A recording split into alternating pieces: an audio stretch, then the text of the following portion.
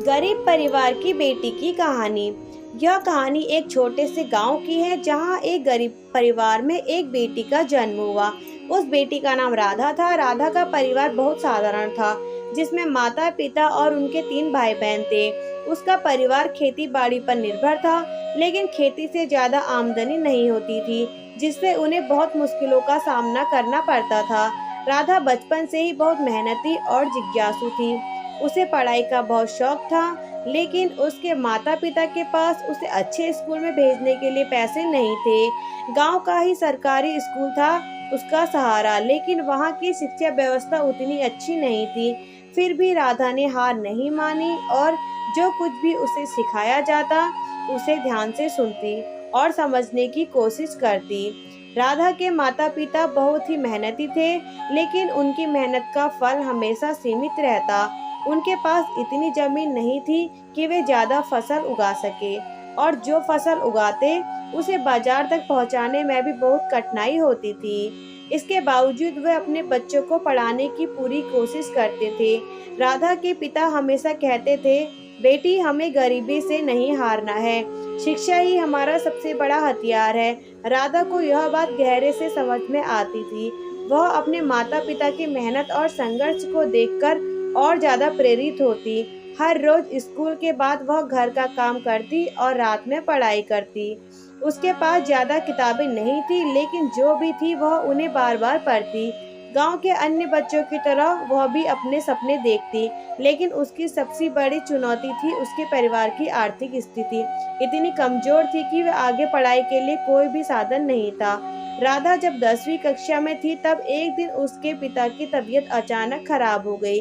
उन्हें गंभीर बीमारी हो गई, जिससे परिवार की आर्थिक स्थिति और खराब हो गई। अब राधा के परिवार के पास खेत में काम करने वाला कोई नहीं था, और जो थोड़ी बहुत फसल उगती थी वह भी परिवार का पेट भरने के लिए मुश्किल से ही पूरी पड़ती थी। राधा के पास एक ही विकल्प था कि वह अपने सपनों को छोड़कर घर का सहारा बने और खेती बाड़ी में अपने माता पिता की मदद करे। राधा ने यह फैसला किया कि वह अपनी पढ़ाई जारी रखेगी, चाहे कितनी भी मुश्किलें आए।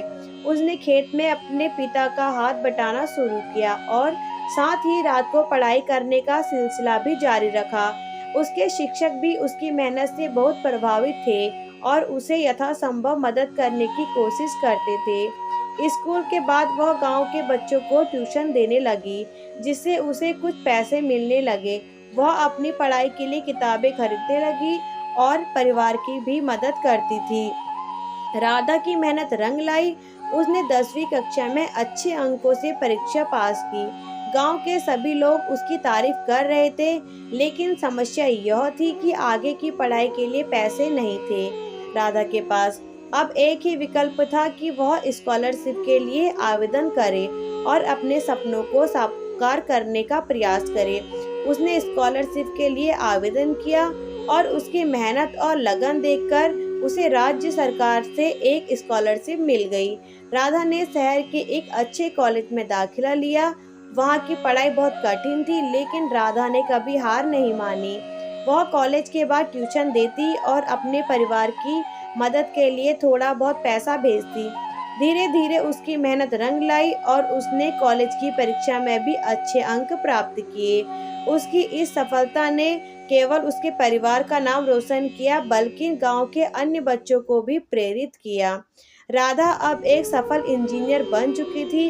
उसने एक अच्छी नौकरी हासिल की और अपने परिवार की गरीबी को मिटाने में सफल रही।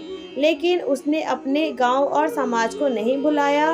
उसने गांव के बच्चों के लिए एक मुफ्त कोचिंग सेंटर खोला, जहां वह उन्हें पढ़ाई में मदद करती थी और उनके सपनों को साकार करने का प्रयास करती थी। उसके प्रयासों से गांव के कई बच्चे अब पढ़ाई में रुचि लेने लगे और अपने सपनों को पूरा करने के लिए मेहनत करने लगे। राधा ने यह साबित कर दिया कि मेहनत और लगन से किसी भी कठिनाई को पार किया जा सकता है। उसने न केवल अपनी गरीबी से लड़ाई जीती, बल्कि अपने गांव और समाज के लिए एक उदाहरण प्रस्तुत किया।